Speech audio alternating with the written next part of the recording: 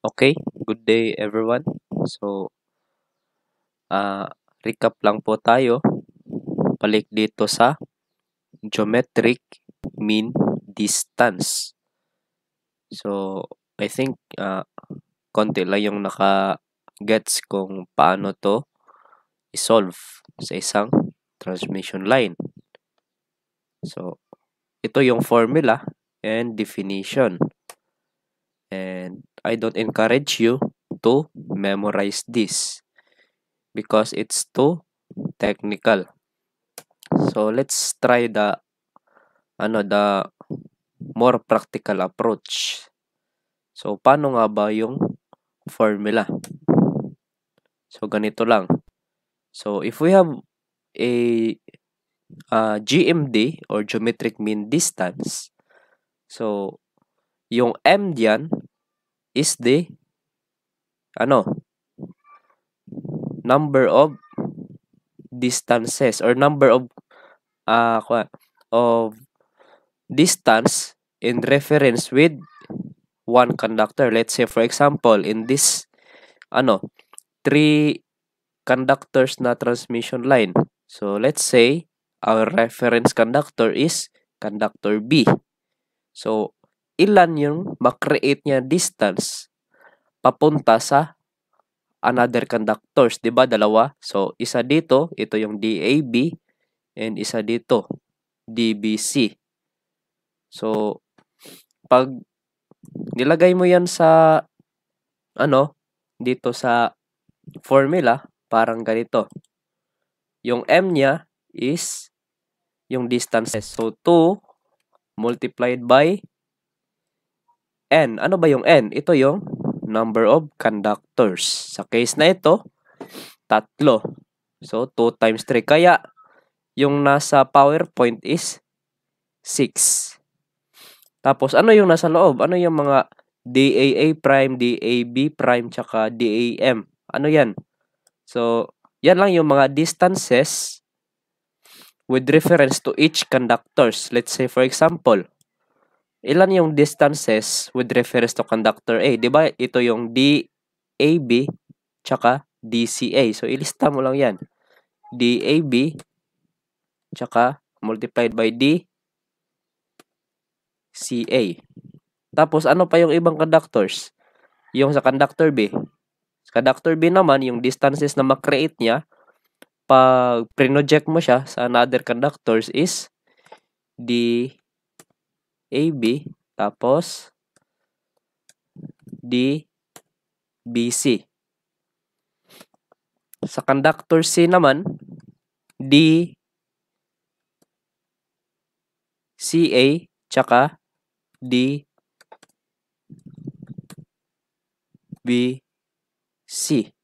BC. Yan. So, pag sinimplify mo yan, parang ganito lang. Yung nasa same lang yung naka-display sa PowerPoint para lang tawag doon, madali natin maintindihan. Yan. So, ilan ba yung DAB doon sa ilalim ng radical sign? Diba dalawa? So, that's why DAB squared.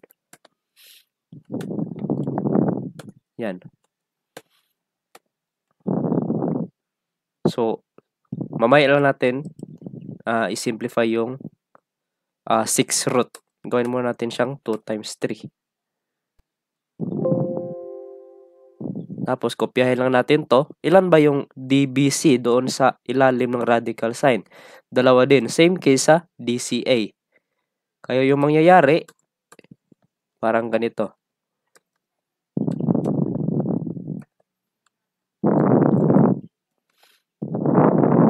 I-quantity squared mo sila. Yung lahat ng tatlong distance. Yan, ganyan. So, if i-simplify mo pa yan, since yung exponent ng DAB, DBC at DCA is 2, tapos yung index,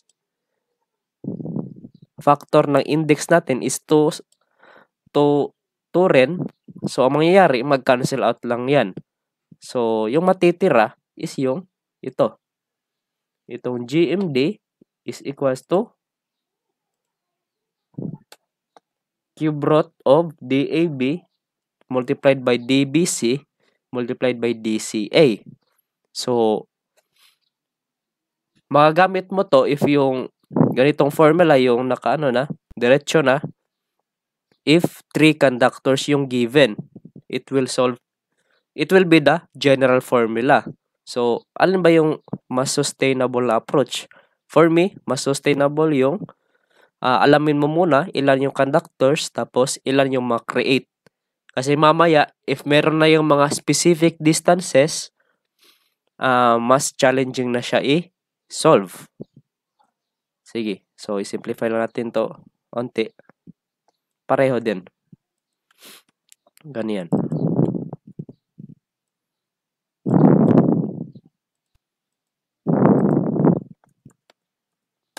Yan yung GMD ng 3 conductors.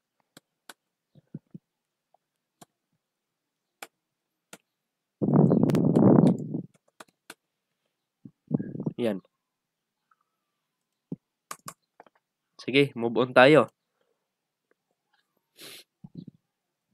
So, another is ito. Ilan yung GMD ng 4 conductors? So, same approach. Ano yung gagawin? Yung 12. So, i-rewrite lang natin. So, GMD ng 4 conductors. Sa specific case lang yung equal yung distances ng 4 conductors or nagpo-form siya ng parang square. So, gawa ka ng gano'n, naka-nth root lang siya. So, ano nga yung n? Ito yung number of distances with reference to just one conductor. Let's say, for example, itong 3. So, merong 1, from 3 to 1. So, 1 distance. From 3 to 2, another distance. Dalawa na. From 3 to 4, 3. So, 3. Yan yung M. So, ano ba yung N? So, it is just the number of conductors times 4. And since symmetrical yung conductors natin, di ba? Let's say for example, yung distance ng conductor 1 papunta sa 3, 2 meters. From 1 to 2, 2 meters. From 1 to 4, so hindi yan 2 meters. Para yung hypotenuse. Di ba? So that's why 2 square root of 2 yan. Or square root of 2 squared plus 2 squared. Tapos sinimplify lang, naging 2 square root of 2. So since symmetrical sila, pwede mong ilagay na ganito lang. Raised to 4. Pagkatapos, yung nasa loob, kuha lang tayo ng isang reference conductor. So, let's say for example, conductor 1. So, yung distance niya papunta sa 3 is 2 meters. Papunta naman sa conductor 2, 2 meters again. Tapos, papunta sa conductor 4, 2 square root of 2. So, yan na yung formula ng GMD ng 4 conductors mo. So, paulit-ulit lang yan kahit basehan mo yung 3. So, din lang natin ilagay kasi ganito lang yung kalalabasan. Ganito yung naka-display sa PowerPoint. So, pag sinimplify mo siya, mag-cancel out lang yung index na 4 tsaka yung exponent na 4 sa loob ng radical sign. So, that's why yung final formula ng GMD niya, kopyahin lang natin, will be, tanggalin natin yung 4.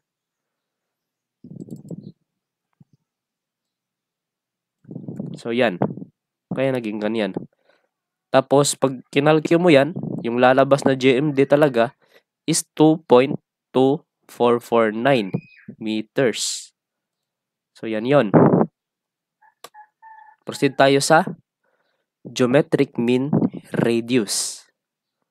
So, ito yung definition. Hindi ko nababasahin. Medyo nag-a-add lang sa confusion natin. Ito yung formula. Hindi siya masyadong tawag doon. Hindi siya masyadong readers friendly. So, explain lang natin. Dito tayo sa where ito, yung R prime. Ano ba yung R prime? Ito yung tinatawag na fictitious radius. So, saan to magagamit?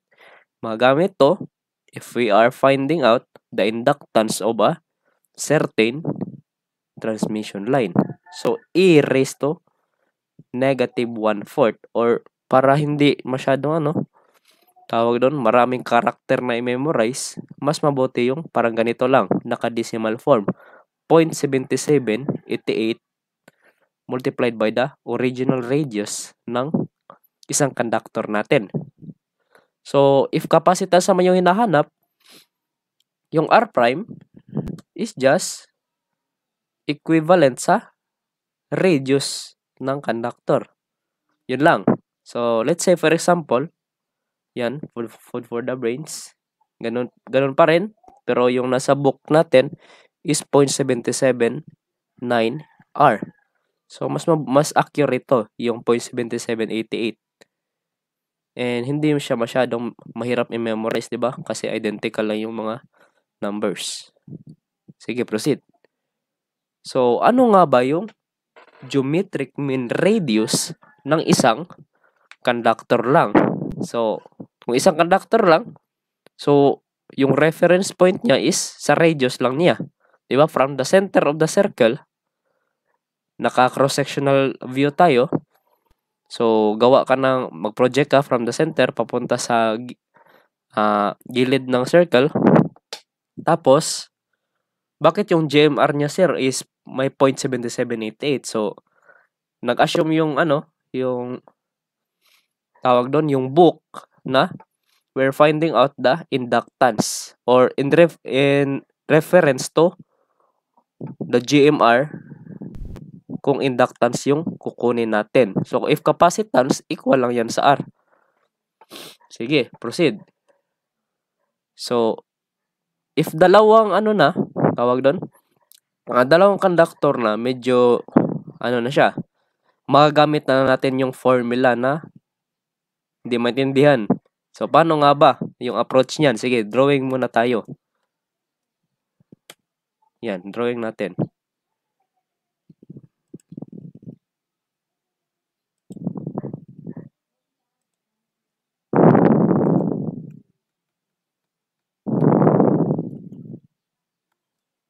Yan. Yan yung GMR. Gawa tayo ng dalawang circle.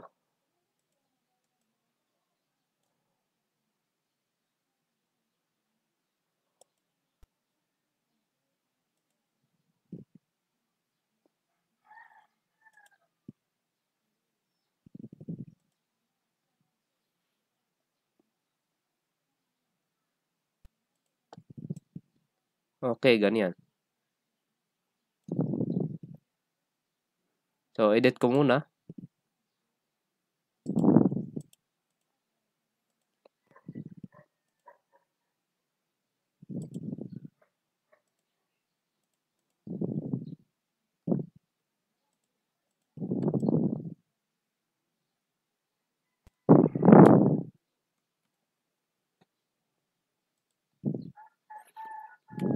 Yan.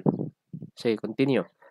So, let's say daw, if meron tayong dalawang conductors na magkadikit, ano yung geometric mean radius or paano yan i-approach? So, yung gagawin mo lang is, based doon sa formula, is parang ganito. GMR, tapos 2 conductors,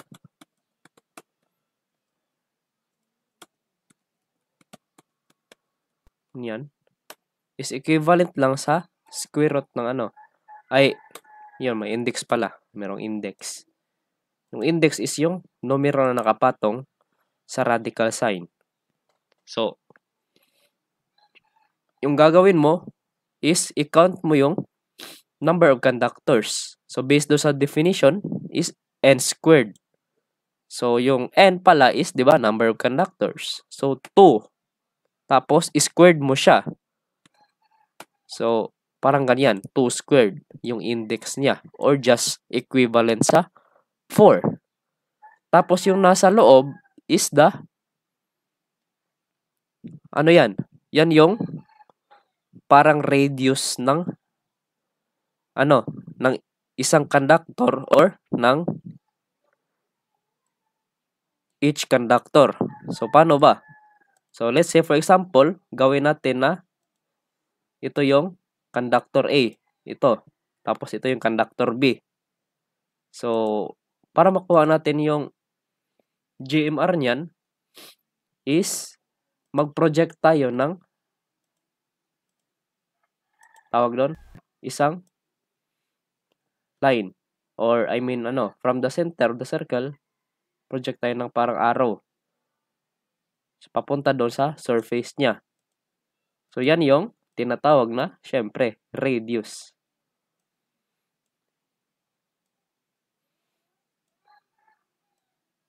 Yan. Yan yung radius ng circle natin, yung dalawa na distance. So,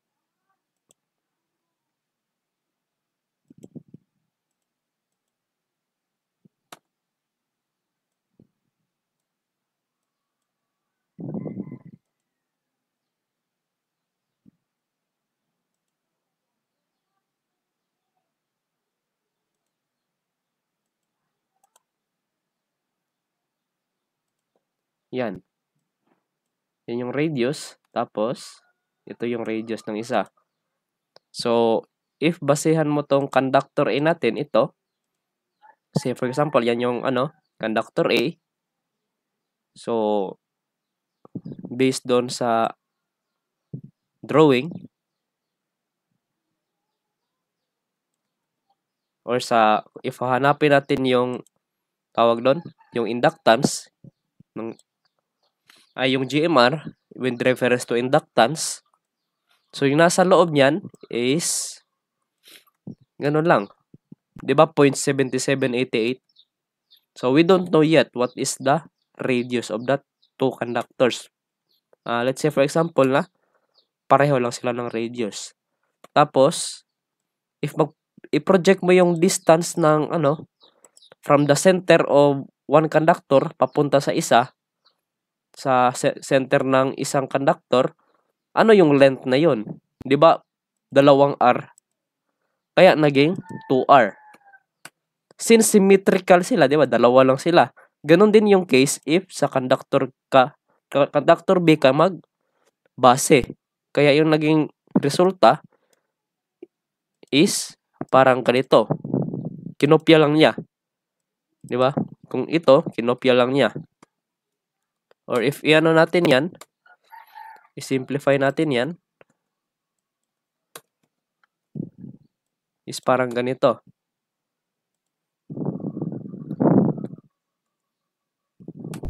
Yan. Parang mag-squared lang yan. Yan. Diba, 2 sila na ulit-ulit lang. Ganyan.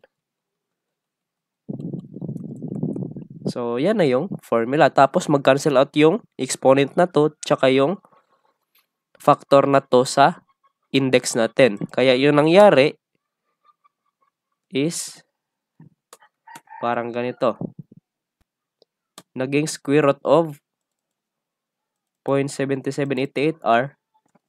Tapos, 2R na lang. Tapos, pag sinimplify mo yan, ano yung mangyari? Mag-multiply mo yung 0.7788R, ay itong nila, coefficient, tapos yung times 2. Kaya magiging, ilan yan sa calcio? So, 0.7788 multiplied by 2. Dito na lang sa calcio natin para merong reference. Yan. 0.7788 times 2 is just, yan, 1.5576. 1.5576. R squared na siya, di ba? Dahil dalawang R. Since yung magkapareho ng tawag doon, magkapareho ng exponent yung R natin tsaka yung index ng syempre square root, hindi lang natin nilagay yung 2. So kaya natin ipalabas yung R. Tapos yung mangyari, i-simplify mo na lang yung square root of 15576. Square root of answer. Kaya naging yung nasa formula doon sa PowerPoint is 1.248R. Nakuha. 1.248R. Yan. So yan ay yung formula ng GMR ng 2 conductors.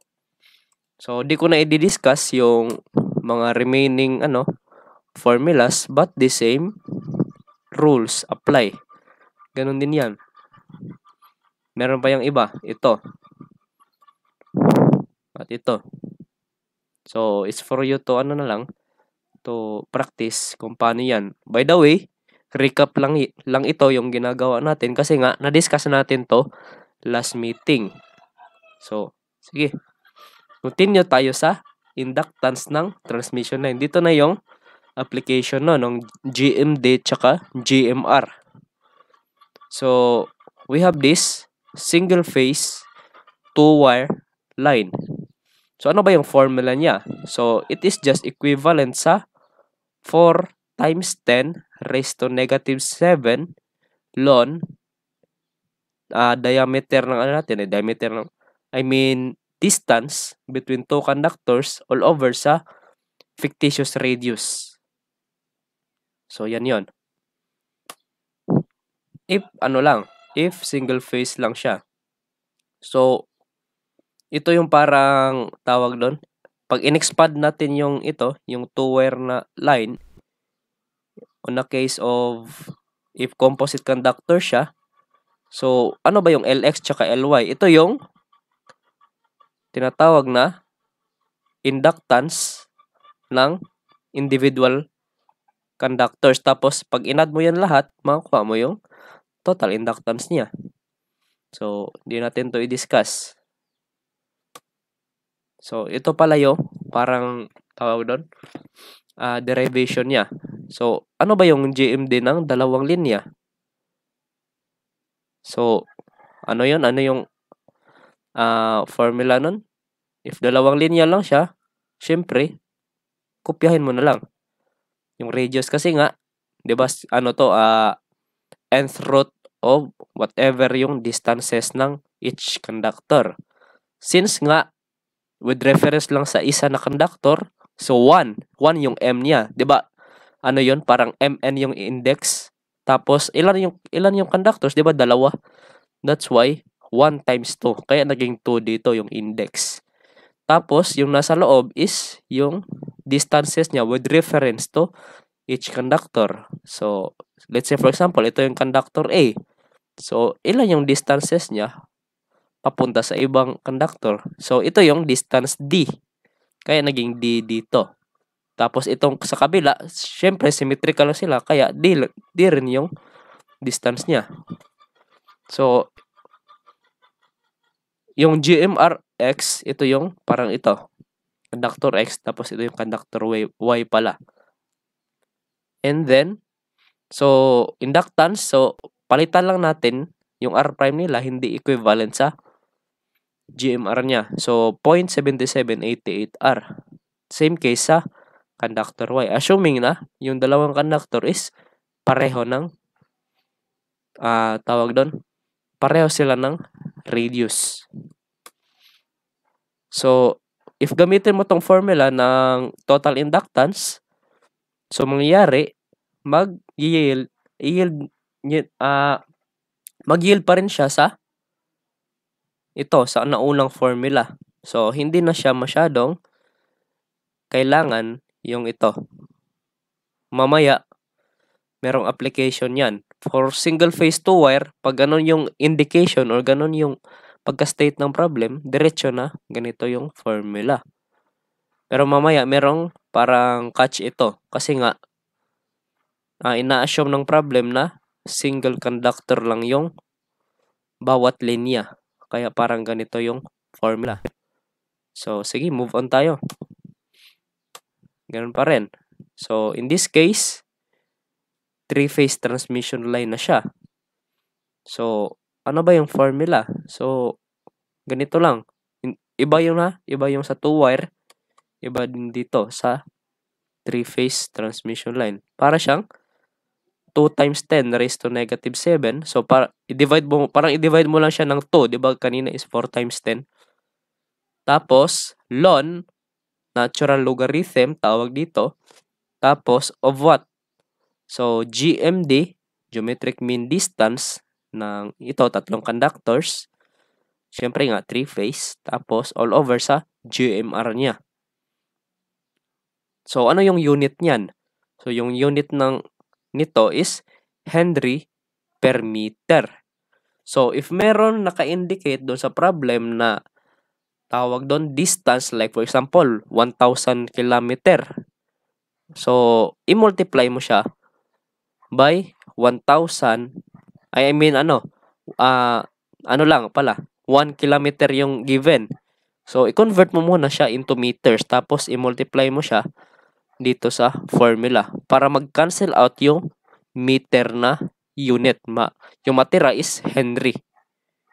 So, yan. So, on a case of, this is what we call as asymmetrical. Siyempre kasi magkaiba yung distances ng 3 conductors. 3-phase line. So, ano yung formula? So, ito yung formula for its GMD. Ito. So, kanina, dinerive na natin to. Kaya, bakit naging ganito? So, since 3 yung distances. So, kaya mo pa rin gamitin yung approach natin kanina. Yung parang, tawag doon, i-count mo yung number of distances niya with reference to one conductor. So, dalawa dito. Diba? D2, 3, tsaka D1 to. So, yan lang. Tapos, i-count mo yung number of conductors. Kaya, naging 2 times 3. Kaya, naging yung index niya 6. Pero, yung tawag doon, yung nasa loob ng radical sign natin is D2, 3. So, sample, with reference to conductor 1 muna. D1, 2 times D1, 3. Tapos, conductor 2 naman, D1, 2 times D2, 3. Tapos, conductor 3, D1, 3 times D2, 3. Yan yung nasa loob. So, yung magiging, if i-lump sum mo yung, kunin mo yung parang, tawag doon, yung product niyan is parang D1, 2 multiplied by D2, 3 multiplied by D1, 3 quantity squared lahat. Tapos, nag-cancel out yung squared kasi nga yung index is 3 times 2. So, kaya ganito yung formula niya. For 3-phase lang. So, pag 4 conductors na siya, so medyo meron ng pagkakaiba sa formula. Kailangan mo na gamitin yung concept, yung kanina na diniscuss natin. So, same pa rin yung formula. Dito lang nagkakaiba sa GMD. Yung GMR is nagmamatter din. What if yung isang linya niya is multiple conductors? So, dyan muna mga gamit yung GMR na. Yung kanina, yung with reference to, another conductors. Huwag mo siyang i-reference doon sa kabilang conductors niya. Doon sa sample, phase 1, 2, 3. Huwag mo siyang i-refer yung GMR with phase 1. So, kung ano lang yung nakalagay sa phase 1, sample, ganito ba? Merong dyan, 2 conductors siya. Parang ganyan. So, if kunin mo yung GMR, huwag mo siyang i-refer dito. So, magiging GMD na yan, hindi na yung GMR. Doon lang sa, isolate mo lang siya.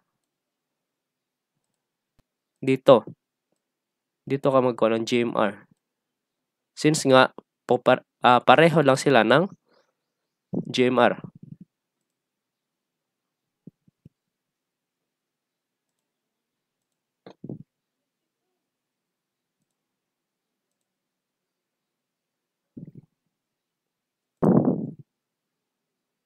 Okay, continue. So, yan. So, asan ba to galing yung tinatawag natin na 2 times 10 raised to negative 7 na coefficient? So, galing lang yan sa, kaya natin yan, if sample, nakalimutan mo to, ito na coefficient. So, galing lang yan sa absolute permeability multiplied by medium's permeability. So, parang dinidisregard lang natin yung medium's permeability. Bakit? Kasi nga, yung transmission line natin is yung, tawag doon, yung environment niya is through sa air. So, multiplied by 1. Kaya parang wala lang yung medium's permeability natin.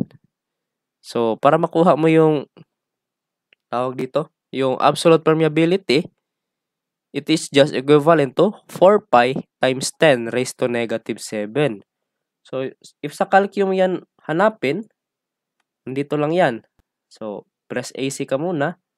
Tapos, dito ka sa shift 7, 33. Shift 7, 33. So, yan yung absolute permeability. Yan. So, 4 pi times 10 raised to negative 7 yan. If i-divide mo yan by what? This 2 pi, dyan lang yung galing yung 2 times 10 raised to negative 7. Press equal ko ha. Dyan lang yung galing. So, parang na siyang, anong tawag dyan na, na symbol?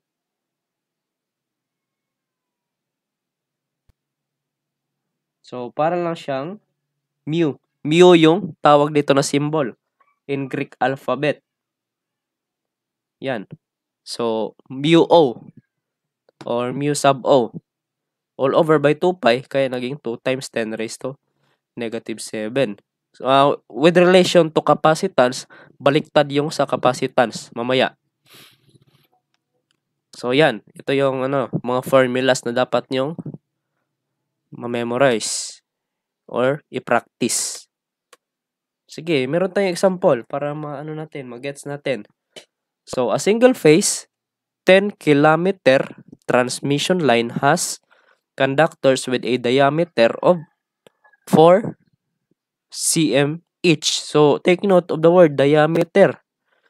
So, ano ba yung nasa formulas? Mga radius, di ba? So, dapat i-divide natin yan to mamaya.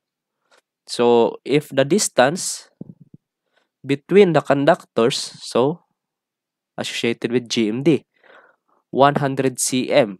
So, what is the loop inductance of the line? So, paano yan? So, single phase. So, ibig sabihin, dalawa yung conductors niyan.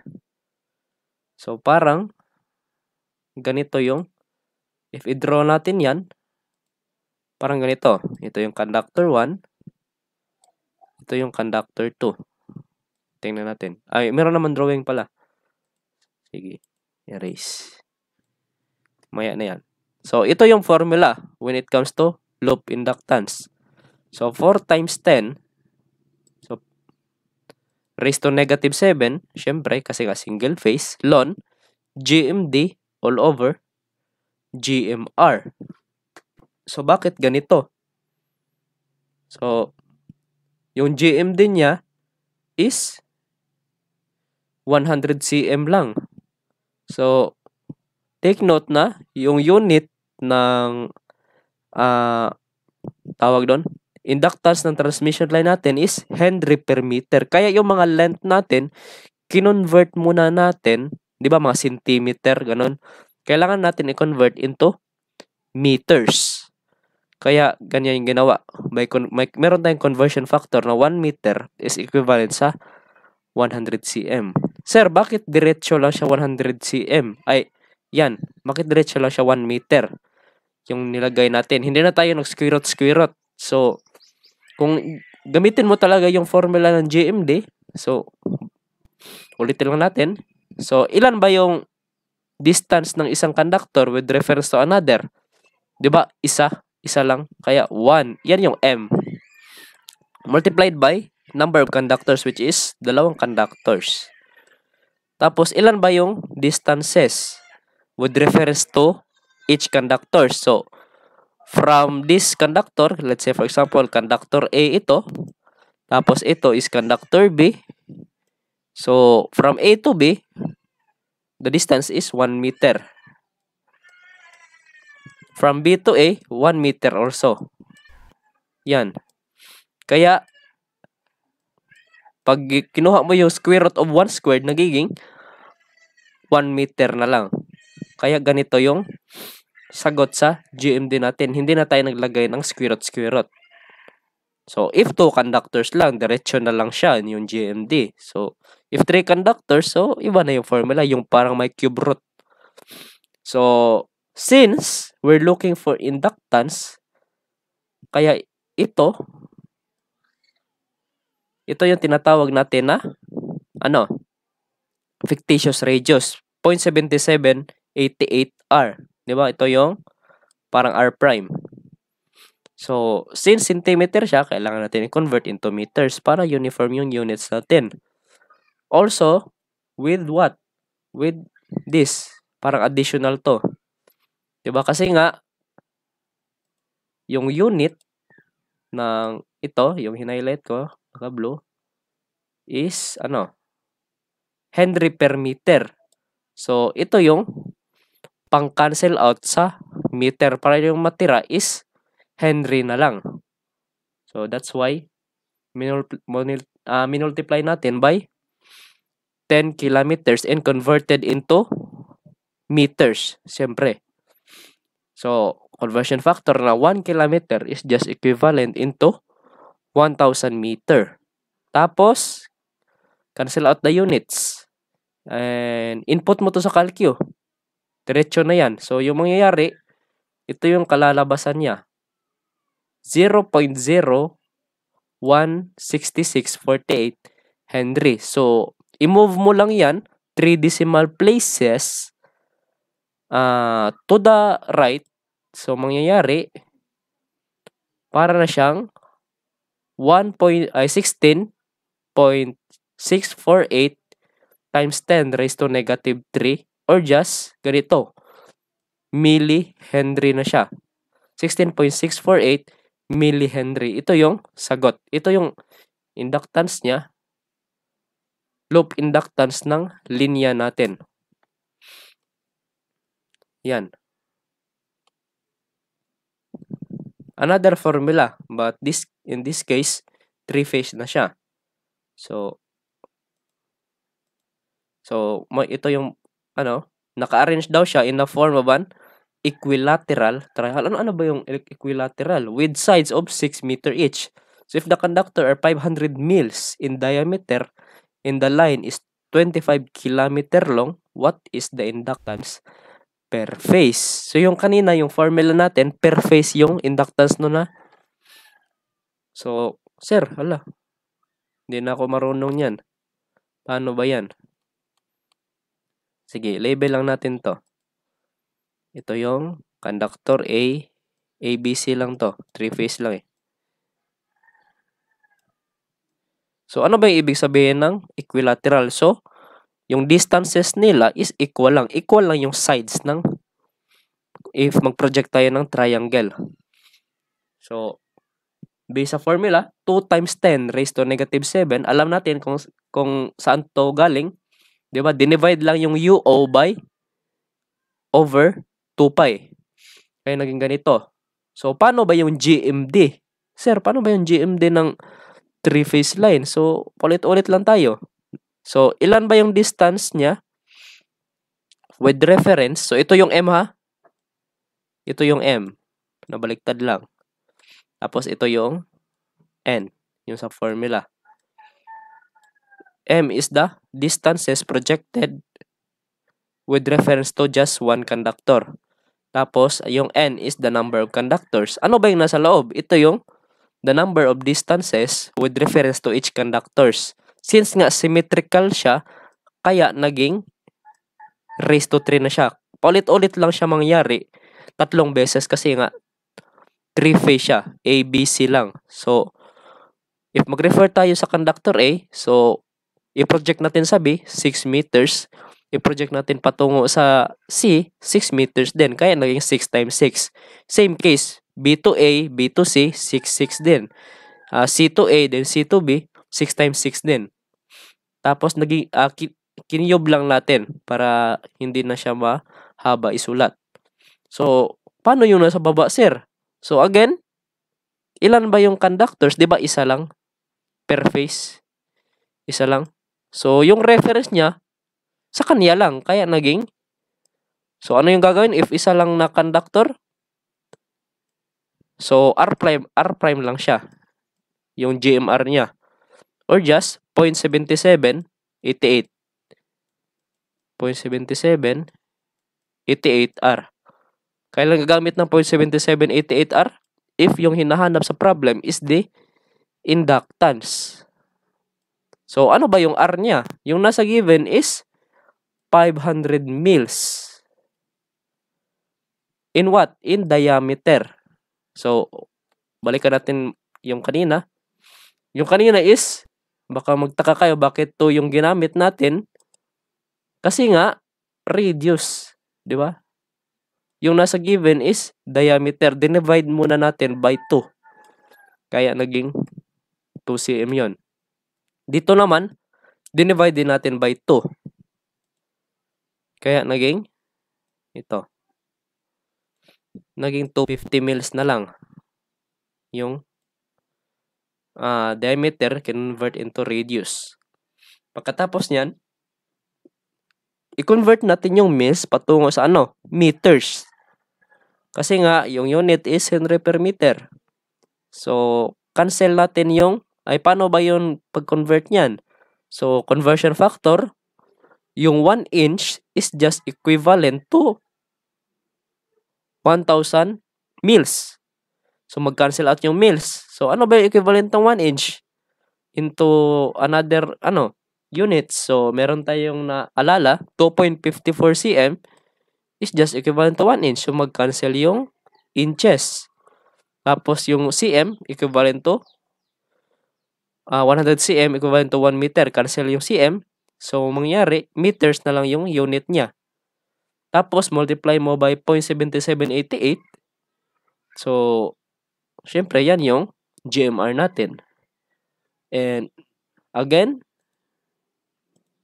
yung naka-highlight ng blue, ito yung Henry per meter. Ito yung Henry per meter. Ito is meters yung unit. Convert natin yung 25 kilometers long na length.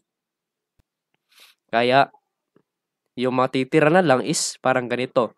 Inductance per phase is 0.0355505 Henry. So, i-move mo siya 3 decimal places to the right. 1, 2, 3.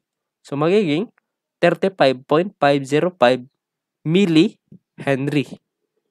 So, yan yon.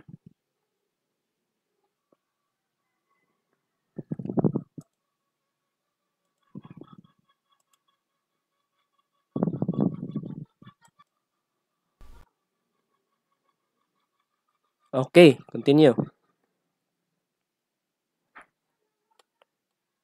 Ganun pa rin.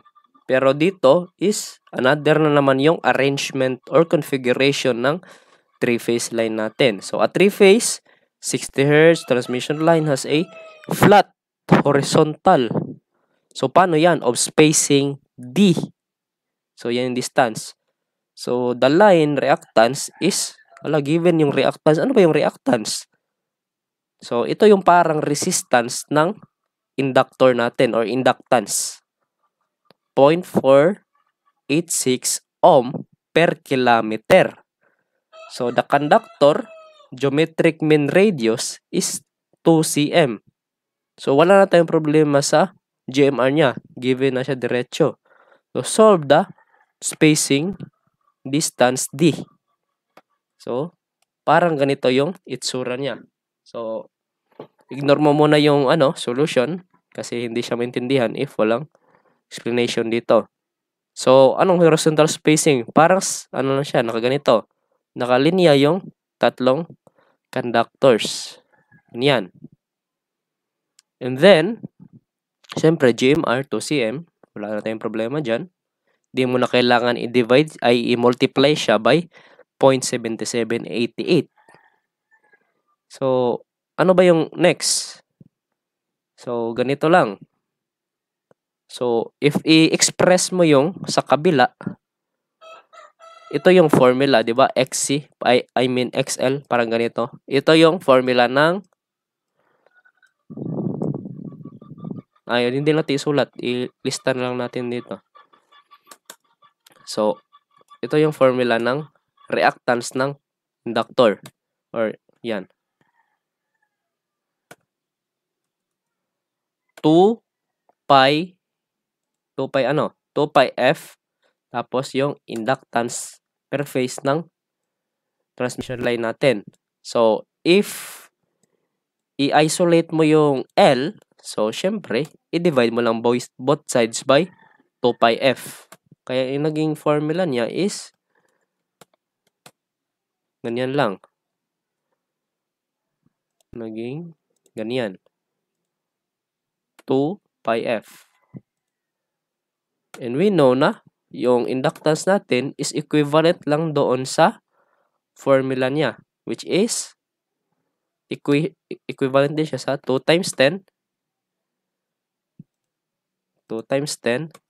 raised to negative 7 multiplied by what? Multiplied by yung ln ng GMD tsaka GMR. Diretso na lang. GMD all over GMR. Tapos, multiplied by length, di ba? Ano ba yung length? Ganito, parang ganyan. Yung length niya is parang L lang. Huwag natin itulad sa symbol ng inductance na L. Parang ganyan lang na length. We know that the unit of length is in what? In meters. Kasi nga, Henry per meter ito, tapos ito is meter. Kaya, Henry yung unit nito, ng right side ng equation, then also ito is Henry. So, yan. So, yung ginawa dito is, syempre, bakit minultiply dito? Bakit siya nagmultiply ng ng 1,000 meter? Nagmultiply siya para ma-convert ito, yung right side ng equation. So, yung magiging unit nito is also Henry per meter. Nakuha ninyo? Henry per meter din yan. Tapos dito, ito yung left side, yung sa right side, Henry per meter din. So, wala na tayong problema. Pag substitute na lang ng mga missing na values. So, sige. So, yung XL na given is 0.486. So, ibahin natin ng kulay. 0.486 ohm per kilometer. Kaya naging ganito. Tapos, ito yung 2 pi f. So, ano ba yung frequency? 60 Hz. 60 Hz. Tapos, sa right side of the equation, 2 times 10 raised to negative 7 ln. Ito na yung deciding factor. Paano ba to? Bakit ganito, sir? Saan yan galing? So, ano yung gagawin pag GMD? So, with reference to just one conductor, ilan ba yung distances na makreate? Diba yan yung M? So, dito na case, ito yung M. Yan. So, lagay lang natin. So, dalawa yung distances makreate. Let's say, for example, ito yung phase A. Phase B. Ito yung phase C. So, dalawa yung makreate. So, from phase A to B, 1, A to C. So, 2 na. Tapos, ilan ba yung number of conductors? 3. Kasi nga, 3 phase. So, yan. Katapos nyan, ilan ba yung distances with reference to each phases or conductors. Dito is from A to B, so distance D. From A to C, so ilan ba yung distance from A to C? So D, di ba pag ganyan, jump siya. Distance D, tapos another D na naman. Kaya naging 2D. Nakuha niyo? Naging 2D. So, another natin na reference is from B to A na tayo. So, naging multiplied by D. Tapos, from B to C, D din. Nakuha. And from C, dito na tayo sa conductor C. C to A, 2D. Or C to B muna tayo. So, D. Tapos, C to A. Ganyan. Meron namang pang type. Bakit ko sinulat? Sige na lang. So, malapit na matapos. Then, 2D. So, since magkatulad lang itong dalawa, ito ba? Di ba? D times 2D. Tapos dito, D times 2D. Kaya naging squared dito. Para hindi lang siya mahaba isulat. Pwede mo naman isa-isahin. Sir, paano yan sa calcio? Medyo mahirap na kasi So, if i-calcio mo yan, ganito lang. So, wala tayong problema sa GMR ha. Kasi nga, diretso na siya. No need mo na siya multiply by 0.7788. Diretso mo input sa calcio. So, sige, press AC. And check mo yung, formulas mo or yung equation mo. If meron ba mga sine, cosine. Di ba? Wala. So, okay lang naka-degree yung tawag doon. Yung mode ng calcio natin. So, if natin, input, 0.486. So, disregard those units. Yung mga numbers yung importante. All over by 1,000. Para mag-cancel out yung kilometer na unit. Tapos sa baba is 2 pi 60 times 60. Tapos, right side of the equation. 2 times 10. Ito yung pindutin na. Tapos, raised to negative. Mali. 2 times 10 raised to negative 7. Multiplied by ln. Tapos, nasa loob niya.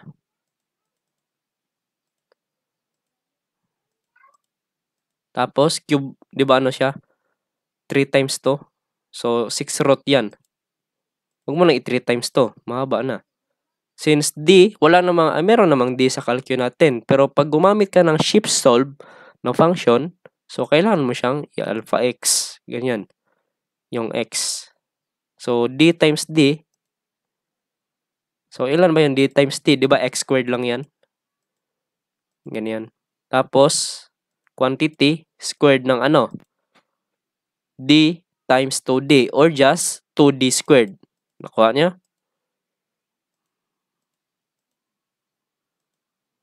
Tapos, yung sa baba, 2cm all over by what? All over 100. So, ganyan. 2 over 100. Tapos, multiplied by, wala na siyang length. Henry per meter. Okay.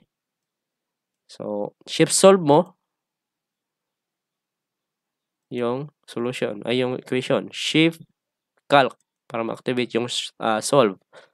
So, yung gawin mo, if meron choices, let's say for example, yung sa choices, letter A is 8, letter B is 9, letter C is 10, tapos letter D is 11. Yung length niya, yung spacing distance D. So, kunin mo yung parang average niya. Let's say for example, nasa 9.5. Bakit 9.5, sir? Para madali makahanap yung calcio mo sa true value ng D.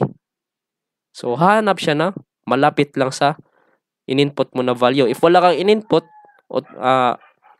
let's say for example, yung last na in-approximate mo is 0, so doon siya maghahanap papunta doon sa true value.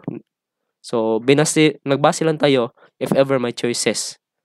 So, press equal. So, approximately 10 meters. So, i-run off mo na lang yan. Kaya, yung naging distance din niya is 10 meters. I think nakuha nyo na. So, yan. Another. Ito na yung last example. Tapos, yung capacitance, next meeting na naman. So, sige. Continue. So, find the approximate inductance per phase of a three-phase bundled conductor line with 2 conductors per phase. Ito na yung sinasabi ko kanina, yung kada phase merong conductors. Baka ma-confuse kayo sa pagkuha ng GMR at saka GMD. Sige, mamaya explain natin. So, with spacing of what? 40 cm. And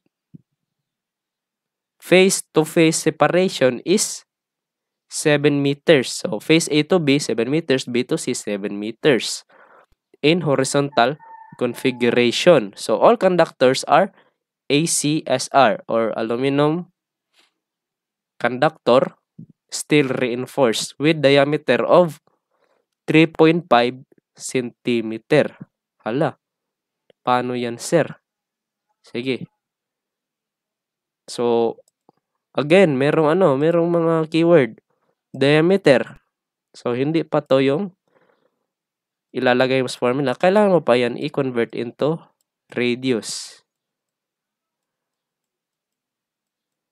Radius. So, i-divide mo ba to ng 2.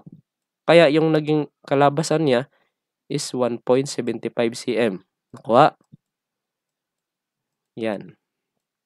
So, importante din na i-draw mo yung figure niya. If wala kang figure, mahirap mag-imagine. Yan.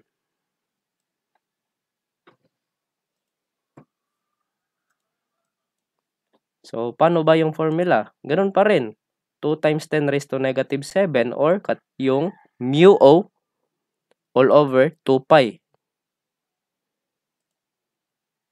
Pagkatapos nyan, ln GMD all over GMR. Okay? So, sir, bakit ganyan yung formula ng GMD niya? So, again, paano yung approach? Ilan ba yung distances? So, if mag-compute ka ng GMD, isipin mo muna na hindi siya individual. Ganyan lang siya ba? Parang isa lang siya na conductor. Parang pinag-isa na yung conductor. Huwag mo siyang isipin na 6 siya. Lahat. Parang ganyan. Per phase yung analysis mo doon sa geometric mean distance. So, ganyan.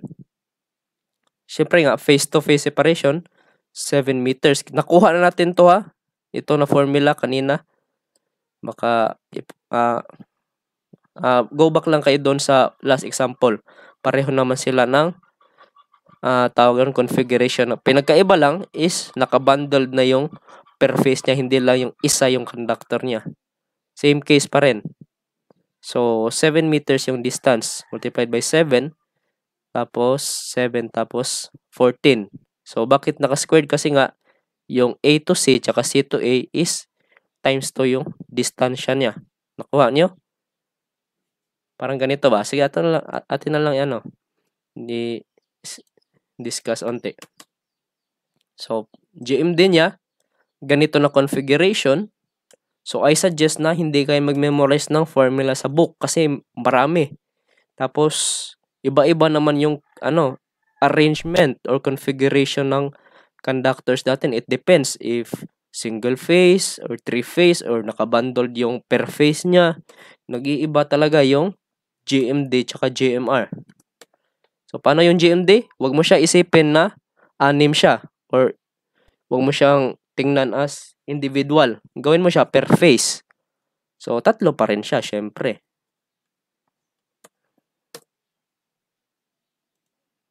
Ganyan. So, ilan siyang conductor? Kaya phase A. So, from phase A, yung reference point natin, ilan yung distances niya patungo sa ibang phases. So, phase A to B, isa. Phase A to C, 2. So, yan yung M natin. 2. Multiplied by, ilang phases ba yung nasa, natin? Problem, 3. Kaya naging Tatlo. So, yan. Tapos, yung distance from face A to B, di ba? 7. Face A to C, 7 din. Multiplied by 7. Tapos, dito na tayo sa B. B to A na face, 7 din. Ay, hindi pala. Mali tong face A to C. 14 to. Tapos, B to C, 7 din. And C to B, syempre 7. Then, C to A is dalawang 7, 14. So, ganyan lang yung arrangement niya. Kaya, yung nangyari, parang ganito. 7 times 7, tapos naka-cluster lang yung 7 times 14. Nakuha niyo? Kaya, naging parang ganito. Simplify lang natin yan. Tapos, tanggalin lang natin to kasi nga pareho lang ito tsaka yung ito. 'Di ba? Kaya mo naman yang i-express as isa. Isahin mo lang. Kaya naging squared. 'Di ba? Squared na lang siya para hindi siya mahaba i-input sa calcio. Yan. Tapos kung ano yung result niya